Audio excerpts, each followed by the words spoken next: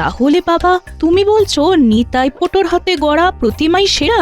হ্যাঁ মা, আমার যে কি আনন্দ হচ্ছে।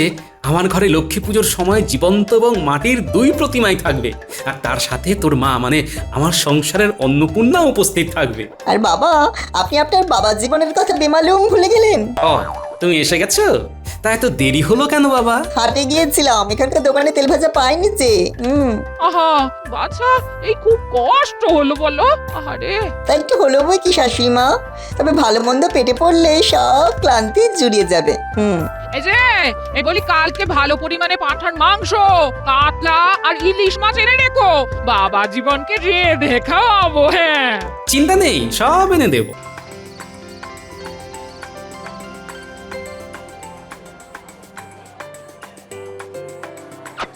এসো এসো মন্ত্রী, এসো, বিজয়ের মিষ্টিমুখ করো।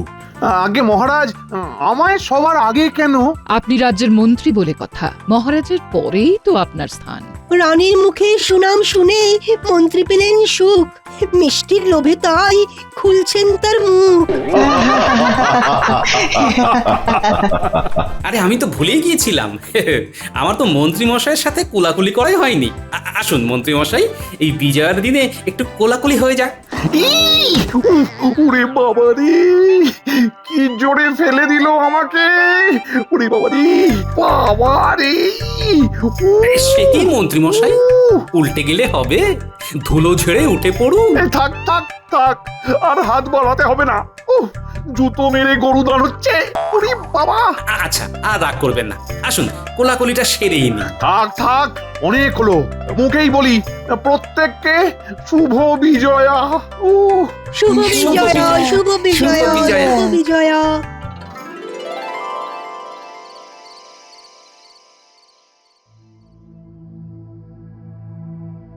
কি গো গিন্নি, তোমার মুখটা এমন ভার ভার কেন? ভালো লাগছে না। হ্যাঁ, ও বুঝেছি, পুজোতে মেয়েটা এবারে এখানে আসতে পারেনি বলে, তাই না? 3 মাস হয়ে গেল মেয়েটাকে দেখিনি। হ্যাঁ আর চিন্তা করো না, তোমায় তো চিঠিতে লিখেছে বিজয়ের পরেও আসছে। হ্যাঁ, কিন্তু কবে যে আসবে? তবে মেয়ে একা এলেই ভালো, জামাইটা এলেই যত ঝুঁকি। অমন করে বলো না, হিরে টুকরো জামাই আমার। সে কিসের টুকরো তা তো কেবল আমি জানি গিন্নি। যাকে খেতে দাও, খেতে দাও। হ্যাঁ হ্যাঁ দি, এই অনেক রাত হলো, দিদি।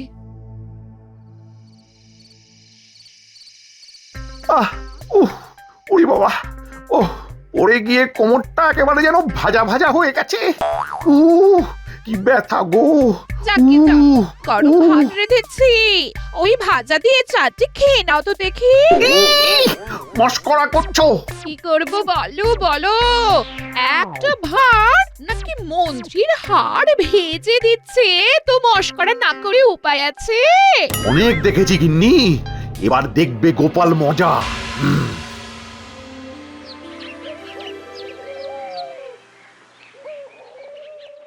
আমাদের ভোজন পর্ব তাহলে কবে শুরু হচ্ছে? আরে আরে, হবে হবে, খাওয়া দাওয়া আনন্দ সবই হবে, তবে তার আগে যে আসন্ন লক্ষ্মী পুজো আছে সে কথা সকলে ভুলে গেলে নাকি? না না, সে কি করে ভুলবো মহারাজ। রাজবাড়ির গোবিন্দভোগ চাল, সোনামুগ ডালের গরম ধোঁয়া ওঠা খিচুড়ি, সাথে ওই 5 মেশালি সবজির লাবড়া। এতেই জিভে জল, সাথে পাঁপড় আর তেঁতুলের অম্বল। দেখো, বাড়িতে তো যেমন প্রতি বছর লক্ষ্মী পুজো হয়, এবারেও ঠিক তেমন ভাবেই হবে, কিন্তু এবারে আমি অন্য কিছু চাই। কি চান মহারাজ? আমি চাই তোমরা প্রত্যেকে এবার ঘরে ঘরে লক্ষ্মী পুজো করো। ওরে বাবা, দুর্গা পূজায় কাপড় জামা কিনে ট্যাগ একেবারে ফাঁকা। তাতে কি হয়েছে? জমানো পয়সায় জমিয়ে পুজো করবে। তুমি যা কিপটে, তাতে তোমার জমানো অনেক আছে। শোনো, যার বাড়ির পুজো সবচেয়ে অভিনব হবে তাকে আমি পুরস্কার স্বরূপ 2000 মোহর দেব। তাহলে তো কোনো কথাই নেই। আমিও তাহলে এবার পুজো করব।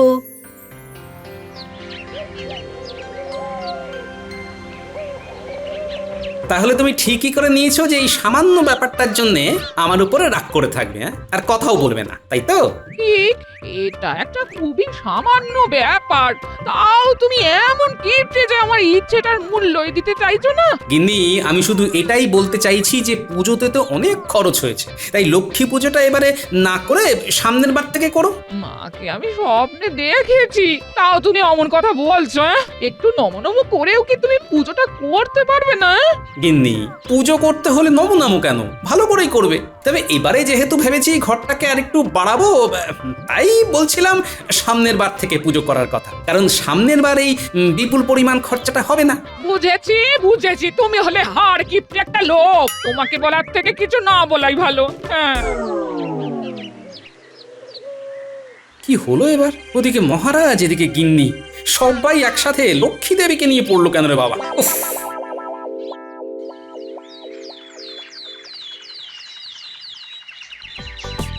ভজ গৌরাঙ্গ কহ গৌরাঙ্গ লহ গৌরাঙ্গের নাম রে। আরে ও গোপাল, গোপাল, এত সকালে কোথায় যাচ্ছ?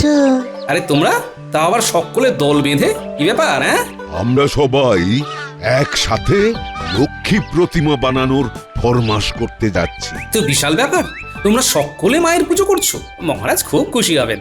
সব থেকে ভালো লাগলো বিজ্ঞানী, তুমিও পুজো করছো দেখে। ভাবলাম মাকে পুজো করলে যদি মঙ্গল হয় তাহলে সামান্য ফল প্রসাদ দিয়ে পুজোটা করেই ফেলি। তা ভাইয়া, তুমি কি পুজো করছো না?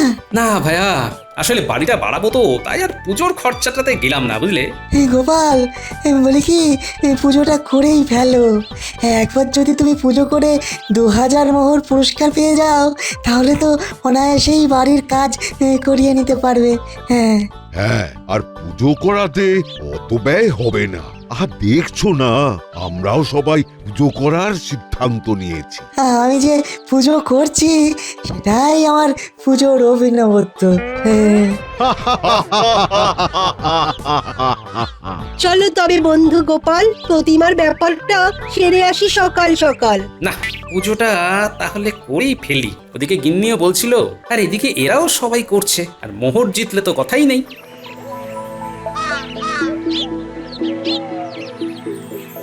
আমায় একটা মাঝারি ধরনের লক্ষ্মী প্রতিমা গড়ে দিতে হবে, তোমার ওই বাম দিকের মাঝারি আয়তনের প্রতিমাটির মতো। মুখটা ওই রকম আদলেরই চাইছেন তো? হ্যাঁ হ্যাঁ, বলছি কত মোহর দেখো, আবার বেশি বলো না, যেন কম করে বলো। 100 মোহর, এর চেয়ে কম হবে না। আমায় দেখাও তো দেখি বেশ বড় সড়ো আদলের সুন্দর প্রতিমা, যেটিকে দেখে হবে আমার নিজেরই গরিমা। বেশ, তবে এই দেখুন, কম হবে না একদর, তাই গুনে গুনে দিন 500টি মোহর। হ্যাঁ, আমাকে দেখাও একদম ছোট্ট প্রতিমা, মোটামুটি 50টি মোহরের মধ্যে। তবে এই দেখুন, একদম ছোট্ট প্রতিমা, 60 মোহর। আমাকে দেখাও তো তোমার হাতে গড়া লক্ষ্মী দেবীর একদম সেরা মূর্তি, সেই আদলেই আমি বানাতে দেবো আমার দেবী মূর্তি। এইবারে গোপালের কি ফুর্তি! ও সাবাস সাবাস গোপাল। সাবাস গোপাল সাবাস। তোমরা যখন উৎসাহ দিলে, ওদিকে গিন্নিও যখন আবদার জুড়েছে, তখন ভাবলাম করছি যখন একদম ঘটা করেই করি। করো করো, ওদিকে খবর পেয়েছি মন্ত্রীও উঠে পড়ে লেগেছে। এই দেখুন, এইটাই হলো আমার হাতে করা মায়ের সেরা আদল, মূল্য হলো 800 মোহর। আহা আহা, কি কি অপূর্ব মূর্তি, দেখে দেখে চোখ জুড়িয়ে যায়। সত্যি তাই? আচ্ছা, একদম হুবহু এই আদলেই বানিও, কেমন? আমি বরং তোমায় 700 মোহর অগ্রিম দিয়ে যাচ্ছি, আর 100 মোহর প্রতিমা বাড়িতে পৌঁছানোর পর দেবো। আচ্ছা দাদা।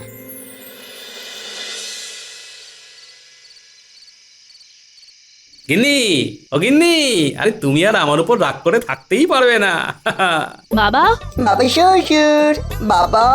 ওরে বাবা, এসে গেছে অসুর। কিছু বললে বাবা? না, কিচ্ছু বলিনি। তোকে দেখে যে কি আনন্দটাই না পেলাম। সারাটা পুজো তোকে আমি আর তোর মা না দেখতে পেয়ে কি যে কষ্ট পেয়েছি। তুই তোর বাবাকে বলে দে, আমার দুঃখ কষ্ট সম্পর্কে ওনাকে আর না ভাবলেও চলবে। হ্যাঁ, বাবা শ্বশুর, আমাকে দেখে বুঝি আপনি খুশি হননি? বাবা, সেটা আর না হয় নিজের মুখে নাইবা বললাম। গিন্নি শোনো, এবারে আমাদের বাড়িতেও লক্ষ্মী পুজো হবে। আমি একদম সেরা মৃৎশিল্পীর কাছে সেরা প্রতিমা গড়ার ফরমাইশ করে এসেছি। এত আদিক্ষেতা না করলেও হতো। ওই দেখো, হাঁড়িতে একতাল মাটি রেখেছি, ভেবেছিলাম ওই মাটি দিয়েই প্রতিমা বানাবো। হ্যাঁ, বেশ তো, দু রকমের প্রতিমারই পুজো হবে আমার বাড়িতে, কি আছে? তাছাড়া মহারাজ বলেছেন আমাদের সকল সভাসদকে পুজো করতে। তার ভিতরে যে সভাসদের পুজোর মধ্যে উনি নতুনত্ব খুঁজে পাবেন তাকে তিনি 2000 মোহর পুরস্কার দেবেন গিন্নি। বাবা, কার কাছে ঠাকুর বানাতে দিলে? নিতাই শিল্পীর কাছে রে মা, কৃষ্ণনগরের সেরা মৃৎশিল্পী। বাবা, আমার না খিদে পেয়েছে, কিছু তেলে ভাজা আনার না। বাবা, তুমিও তো এ বাড়ির জামাই, তাই বুড়ো শ্বশুরটাকে না খাটিয়ে তুমি নিজে গিয়েও তো তেলে ভাজা এনে আমাদের সকলকে খাওয়াতে পারো। নিজেকে এত দূর বয়ে আনলাম হলো না, আবার এখন তেলে ভাজা বয়ে আনতে হবে? ধুর, ভালো লাগে না। শুভ বিজয়া বাবা, এসো প্রণাম করি। আয় আয়, বুকে আয় মা, বুকে আয়। এই তেলে ভাজা আনতে গিয়ে কত দেরি হয়ে গেল, রাত হয়ে গেল। বাবা, হাট কি কম দূর? গিন্নি, ও গিন্নি, দরজা খোলো, আর দাঁড়াতে পারি না, আরে মাথা ঘুরছে গো, খোলো খোলো, দরজা খোলো গিন্নি। এই ওই লোকটা তো পড়ে যাচ্ছে দেখছি, মা যাই শিগগিরই ধরি। গিন্নি, তাড়াতাড়ি এসো, মাথা ঘুরে পড়ে যাচ্ছে গিন্নি। না না, আপনি পড়েননি, আমি ধরে নিয়েছি, ভয় নেই। এই কে বাবা তুমি? কে? আরে আরে, চেনা চেনা লাগছে তোমায়, তুমি কি? আরে মন্ত্রী মশাই, আসলে অন্ধকারে বুঝিনি, চেনা তো লাগবেই। আমি হলাম গোপালের জামাই। আসলে হাটের দিকে তেলে ভাজা কিনতে গিয়েছিলাম তো, এদিককার দোকানে পাইনি। ও ও, তাই বলি, তুমি ওই হতচ্ছাড়াটার জামাই। আমি গিয়েছিলাম বৈদ্যর বাড়িতে, তোমার শ্বশুর মশাই আমায় এমন ধাক্কা দিয়েছে যে সারা গায়ে পড়ে যাওয়ার ফলে অসহ্য ব্যথাও হয়েছে গো, অসহ্য ব্যথা। কি আর বলি, বাবা শ্বশুরটা ওরকমই। দেখুন না, আমি জামাই, এদিকে আমাকে কিনা দোকানে পাঠিয়েছে। কি অবস্থা বলুন তো? ও, তা কতদিন আছো এখানে? শুনলাম বাবা শ্বশুর লক্ষ্মী পুজো করবেন, তাই ভাবছি কম করে মাসখানেক। কি কি বললে? গোপাল পুজো করবি? তাই কি শুনলাম, ঠাকুরও করতে দিয়ে এসেছেন। এই দাঁড়াও দাঁড়াও দাঁড়াও, ব্যাপারটা জানতে হবে আমায়। তবে তবে এখন হবে না, রাত হয়ে গিয়েছে। কালকে একবার সময় করে সকালের দিকে আমার বাড়ি এসো, বুঝলে? তোমার শ্বশুরকে জব্দ করব। হ্যাঁ, ওনাকে জব্দ করতে আমি এক পায়ে রাজি। চলে আসবো। তা আপনি এখন ঠিক আছেন তো? হ্যাঁ হ্যাঁ, এখন ঠিক আছি। তখন তখন একটু মাথাটা ঘুরে গেছিল। এখন যাও, হ্যাঁ, কালকে দেখা হচ্ছে তাহলে। হ্যাঁ, কালকে। তাহলে বাবা, তুমি বলছো নিতাই পটোর হাতে গড়া প্রতিমাই সেরা? হ্যাঁ মা, আমার যে কি আনন্দ হচ্ছে। আমার ঘরে লক্ষ্মী পুজোর সময় জীবন্ত এবং মাটির 2 প্রতিমাই থাকবে, আর তার সাথে তোর মা, মানে আমার সংসারের অন্নপূর্ণা উপস্থিত থাকবে। আর বাবা, আপনি আপনার বাবার জীবনের কথা বেমালুম ভুলে গেলেন। ও, তুমি এসে গেছো? তা এত দেরি হলো কেন বাবা? হাটে গিয়েছিলাম, এখানকার দোকানে তেল ভাজা পাইনি যে। আহা বাছা, এই খুব কষ্ট হলো বলো। আহারে, তাই একটু হলো বই কি শাশুড়িমা, তবে ভালো মন্দ পেটে পড়লে সব ক্লান্তি জুড়িয়ে যাবে। এই যে এই বলি, কালকে ভালো পরিমাণে পাঁঠার মাংস, কাতলা আর ইলিশ মাছ এনে রেখো, বাবা জীবনকে রেঁধে খাওয়াবো। হ্যাঁ, চিন্তা নেই, সব এনে দেবো।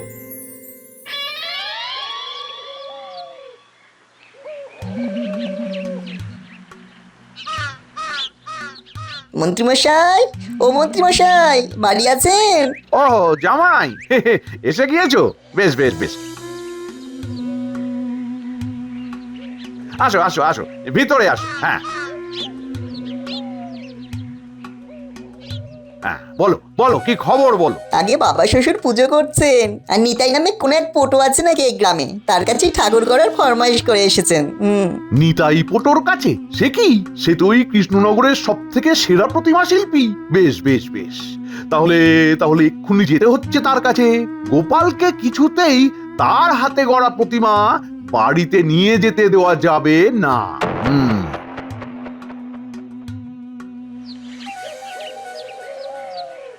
নিতাই, ও নিতাই, দোকানে আছো নাকি? নিতাই। আগে কে? ও মন্ত্রী মশাই, আপনি এখন এখানে যে, কি ব্যাপার?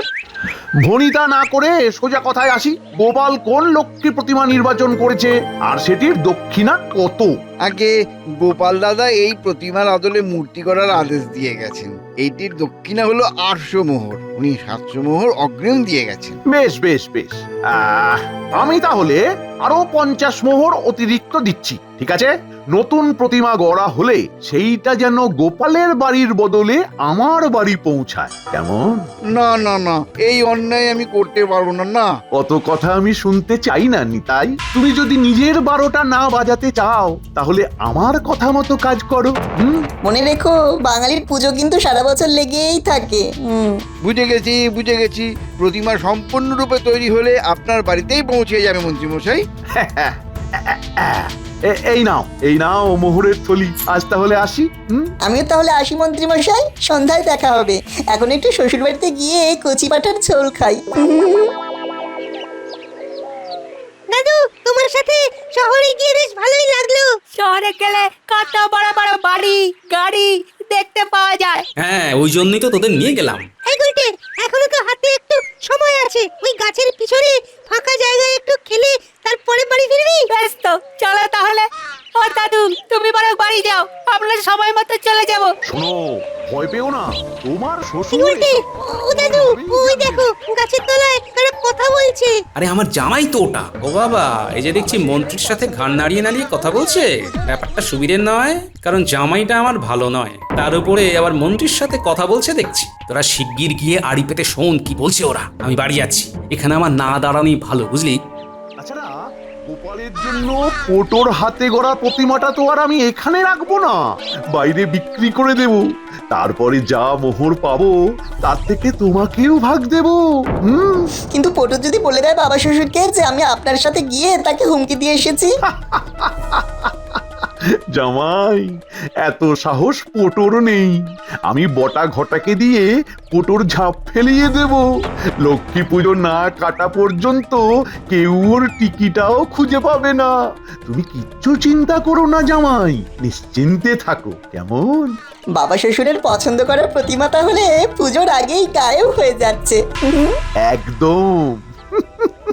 কি বদমাইশ জামাই রে বাবা।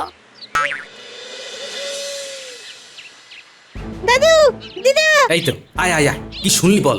দাদু, তুমি যে পটর কাজে লক্ষ্মী প্রতিমা করতে দিয়েছিলে, সেই পটকে হাত করে মন্ত্রী মশাই ওই প্রতিমা নিজে কিনে নিয়েছে। আরে এই কাজে মন্ত্রী মশাইকে সঙ্গ দিয়েছে তোমাদের জামাই। পটকে যাতে তুমি কে না পাকড়াও করতে পারো, তাই এই কদিন তাকে কোথাও একটা লুকিয়ে রাখবে মন্ত্রী মশাই। প্রতিমা গড়ার কাজ সম্পন্ন হলে সেই প্রতিমাটাকে ওরা কোথায় যেন বিক্রি করে দেবে। তারপর যা মোহর পাবে তার নিজেদের ভিতরে ভাগ করে নেবে। ছি ছি ছি ছি ছি ছি ছি ছি, এই মন্ত্রী মশাই ঠাকুর দেবতা নিয়েও এমন ছেলে মানুষই করতে পারে?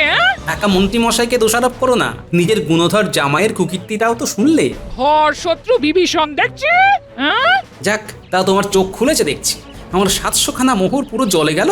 ভাগ্যিস গিন্নি তুমি বাড়িতেও একটা প্রতিমা বানিয়েছো। সেইটা দিয়েই না হয় পুজো হয়ে যাবে, কিন্তু নতুনত্ব কিছু এখন কি করে করবে? আসল প্রতিমাটাই তো গায়েব হয়ে যাবে। দেখছি কি করি। তবে জামাই ফিরুক আজ, ওর একদিন কি আমার একদিন। হ্যাঁ, আমায় কি আজ তবে সত্যি সত্যি কিছু খেতে দেবেন না বউ? বললাম তো না। তোমার লজ্জা করলো না মন্ত্রী মশাইয়ের সাথে হাত মিলিয়ে প্রতিমা সরানোর কাজে সামিল হতে? কি করব বলো, অনেকগুলো মোহর দেবে বললো। এ তাই বলে লক্ষ্মী প্রতিমা সরানোর কাজে সামিল হলে? কে না বড়লোক হতে চায় বলুন? আপনারা যখন আপনার মেয়ের সাথে আমার বিয়ে দিয়েছিলেন তখন তো বলেছিলেন যে আপনাদের ঘরের লক্ষ্মীকে নিয়ে যাচ্ছি, আমার প্রচুর ধন সম্পত্তি হবে। কিন্তু কোথায় কি হলো? যে তিমিরে ছিলাম সেই তিমিরেই তো আছি এখনো। না হলো ধন সম্পত্তি, না হলো দেদার বস্ত্র। বেশ, এই কথা তুমি যখন বলতে পারলে তখন আমার মেয়ে আর তোমার সাথে ও বাড়ি যাবে না। কি না না, আমি আর এমন করব না, আমাকে ক্ষমা করে দিন। আপনারা আমায় যা বলবেন আমি তাই করব। বেশ, তবে আজ থেকে একদম লক্ষ্মী পুজোর পরের দিন পর্যন্ত ঘরের যাবতীয় কাজ, এমনকি পুজোর জোগাড় যন্ত্র করা সব তুমি করবে। আমরা এই কদিন বিশ্রাম নেব। হ্যাঁ, পায়ের ওপর পা তুলে। হ্যাঁ, সম্পত্তি, বস্ত্র, এগুলোই হবে আমার পুজোর নতুনত্ব।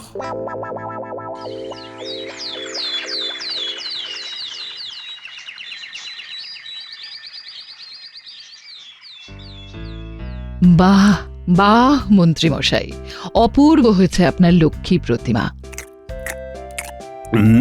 খিচুড়িটাও অসাধারণ। মহারাজ তাহলে এখনো পর্যন্ত সবার থেকে আমি এগিয়ে তো মহারাজ? এগোনো পেছনোর ব্যাপারটা মাথা থেকে ঝেড়ে ফেলুন মন্ত্রী মশাই।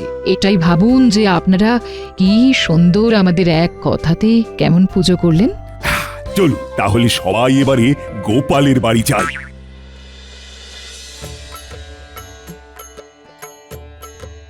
আসুন আসুন মহারাজ, রানীমা আসুন। বাহ কি সুন্দর ছোট্ট লক্ষ্মী দেবীর মূর্তি তো গোপাল। বাহ, এই মূর্তি আমার স্ত্রী নিজের হাতে গড়েছে রানীমা। হ্যাঁ, অসাধারণ। আচ্ছা গোপাল, মূর্তির পাশেই নতুন কোণের কলেবরে লাল কাপড় দিয়ে ঢাকা ওই জিনিসটা কি? আগে রানীমা, ওটাই তো আমার পুজোর বিশেষত্ব। মানে কি কি আছে ওখানে? ওখানে চুবড়ি আছে মহারাজ, একদম উপরে রয়েছে সিঁদুরদানি। আচ্ছা, এরকম করে সাজানোর অর্থ কি গোপাল? মহারাজ, আমাদের পৃথিবী হলো শস্য শ্যামলা, তাই ধান শস্য রূপে মা লক্ষ্মীরই স্বরূপ। চাল যা আমাদের খাদ্য, তা মায়ের কৃপাতেই আমরা পাই। মোহর বা ধন, তাও মায়ের আশীর্বাদেই লাভ করি। আর বস্ত্রও মায়ের জন্যই জোটে।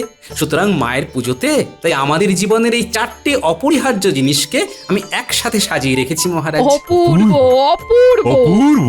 না, গোপালের পুজোই সব থেকে অভিনব পুজো, আর কোনো সংশয় নেই। মহারাজ, গোপালকে এবারের পুরস্কারটা তুলে দিন। মহারাজ, রানীমা রানীমা, আমার পুজোটাই সব থেকে সেরা ছিল, একবার ভেবে দেখুন। যাও মন্ত্রী যাও, তুমি বরং বাইরে গিয়ে কপাল চাপড়াও।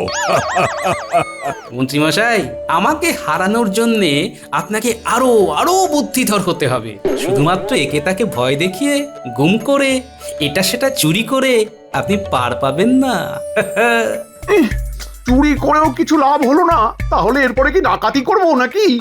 বাড়িতে মনে হয় আজ পুরস্কার জিতিনি বলে বউ খেতেও দেবে না। যাক, গোপালের বাড়িতেই বরং দুটো খেয়ে নি।